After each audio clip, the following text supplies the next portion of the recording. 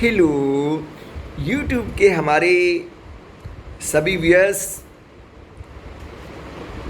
इस जगत के समस्त इंग्लिश लवर्स, समस्त गूगल परिवार, यूट्यूब सेवारत कर्मचारियों, मेरे प्यारे स्टूडेंट्स, मेरे प्यारे बच्चों, आप सभी के भविष्य में उज्जवल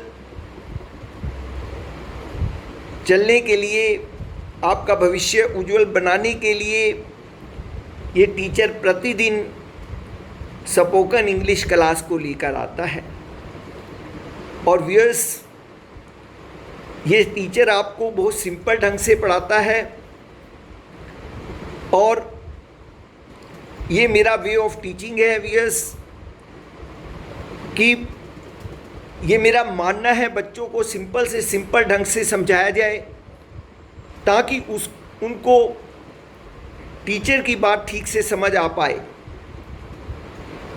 तो व्यूअर्स, आज की कक्षा आरंभ करते हैं कन्वर्सेशन से।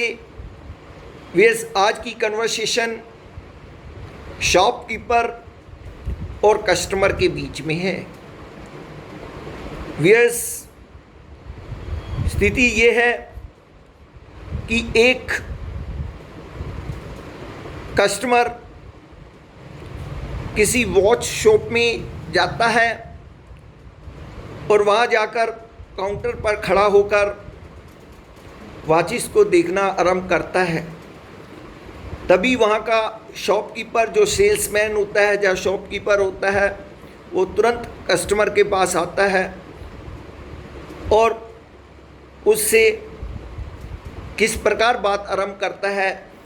तो चलिए हम कन्वर्सेशन से समझते हैं। Shopkeeper: yes, can I help you? I want a good watch for gift. Ladies और जेंट्स? और ladies watch please. Please have a look at this showcase.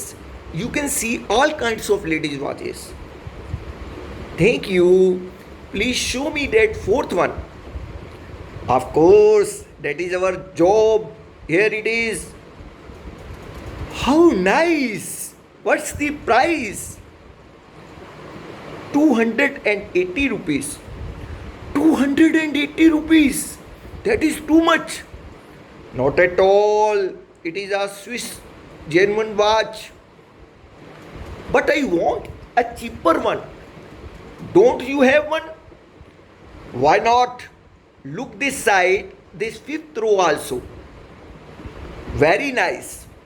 What make are all these? These are Japanese. How much is the third one? All these in this row have the same price, 200 rupees each. But aren't Japanese watches generally notorious for poor quality? Don't worry, these are not smuggled watches. All right, pack this one. तो मेरे प्यारे बच्चों, ये थी एक conversation एक shopkeeper और customer के बीच। तो इस प्रकार की बहुत सारी कन्वर्सेशंस हमें लाइफ के अंदर करनी पड़ती हैं व्यूअर्स, तो हमें इसमें सक्षम होना बहुत ज़रूरी है। तो चलता हूँ जल्दी से मैं आज की कक्षा की अगली आइटम्स के पर। आपको मालूम है आज की जो अगली आइटम है वो है confusing word. Viewers, confusing word इसीलिए मैं आप जी को करा रहा हूँ ताकि किसी भी प्रकार की कन्फ्यूज़न हमारी उन शब्दों के प्रति ना रहे जब हम प्रयोग कर रहे हैं, और प्रॉपर स्थान पर हम उसका प्रयोग कर पाए। तो आज का जो कंफ्यूजिंग पेयर लेकर आया हूँ वो है लीव सिटी और लीव फॉर सिटी। बस बहुत सिंपल ढंग से समझाता हूँ। लीव सिटी का मतलब होता है कि आप अपनी सिटी से किसी दूसरी जगह पर जा रहे हो, ठीक है। When you attach only leave with city, like leave Delhi, it means you are going away from Delhi. यानी आप दिल्ली से किसी दूसरी जगह पर जा रहे हो, आप दिल्ली में रहते हो, अब दिल्ली से कहीं दूसरी जगह पर जा रहे हो। लेकिन मेरे प्यारे बच्चों, जब मैं कहूँगा leave for city, when you attach for with leave as leave for Delhi, it means you are going away from another place to reach Delhi. इसका मतलब है मेरे बच्चों कि आप किसी दूसरे स्थान पर हो और अब आप मूव करके अपने प्रॉपर स्थान पर जा रहे हो जहाँ रहते हो, तो इसका मतलब ये लिया जाता है लीव फॉर सिटी का। तो मेरे प्यारे बच्चों, आशा करता हूँ आपको इन दोनों के बीच का अंतर जो है ठीक से समझ आ गया होगा। तो ये चलते हैं जल्दी से आज की तीसरी कक्षा की ओर, तीसरी आइटम की ओर। तो वो है डेली यूज सेंटेंसेस। तो डेली यूज सेंटेंसेस में मैं प्रतिदिन आपको 5 सेंटेंसेस देता हूँ व्यस, और ये चुनिंदा सेंटेंसेस है व्यस जो कि बहुत ज़्यादा प्रयोग में आते हैं व्यस। हम प्रतिदिन कहीं ना कहीं इनका प्रयोग जरूर करते हैं। तो व्यस इसको अच्छे से दिमाग में इम्बाइब कीजिए। तो आज का पहला सेंटेंस है, तुम्हारे पाँव में चक्कर है। तुम्हारे पाँव में चक्कर है। ये एक भाषा, इडियोमेटिक भाषा है। इसमें इसका मतलब क्या है कि आप कहीं ना कहीं आपको जाना ही पड़ता है, हर समय आप कहीं ना कहीं निकले ही रहते हो, घूमते ही रहते हो। इसका मतलब ये है व्यस, तुम्हारे पाँव में चक्कर है, यानी you are rolling stone. You are ROLLING, rolling stone, STONE, stone. You are rolling stone.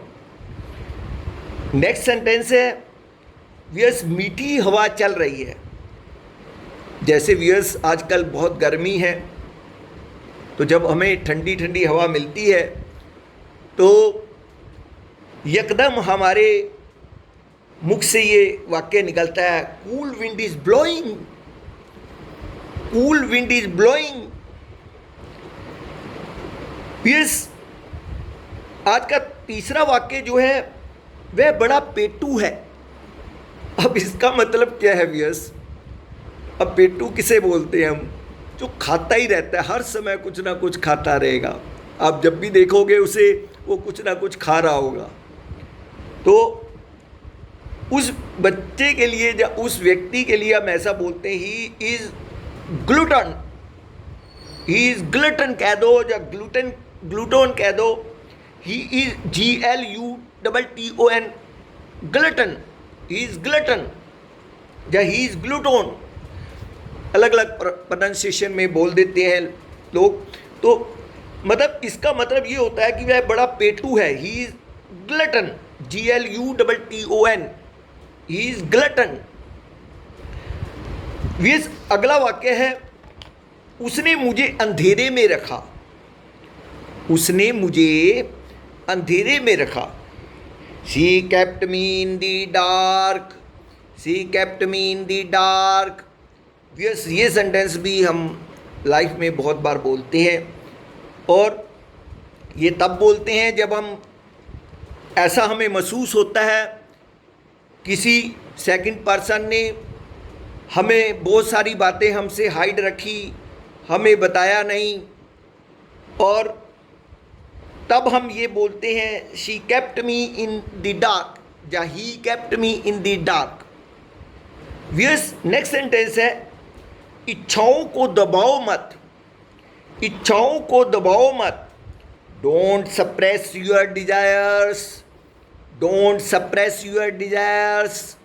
तो कई बार ऐसा होता है, स्थितिवश इंसान अपनी बहुत सारी इच्छाओं को दबा देता है। फॉर एग्जाम्पल, एक गरीब व्यक्ति है, अब वो भी, उसका भी दिल करता है कुछ लग्जरी आइटम लेने का, लेकिन पॉकेट में मनी न होने के कारण वो बेचारा अपनी इच्छाओं को दबा लेता है। तो कई बार कुछ ऐसी स्थिति के पर कोई दूसरा पर्सन भी उसकी हेल्प करने की कोशिश करता है और साथ कहता है don't suppress your desires, don't suppress your desires, अपनी इच्छाओं को मत दबाओ। तो व्यूअर्स, ये थी आज की कक्षा। कल फिर मिलता हूँ आपको एक नए डायलॉग्स के साथ, नए कंफ्यूजिंग वर्ड के साथ व नए डेली यूज सेंटेंसेस के साथ। तब तक मैं दिनेश खुल्लर आप जी से विदा लेता हूँ। Bye bye. जय भोलेनाथ, जय श्री कृष्णा, राधे राधे।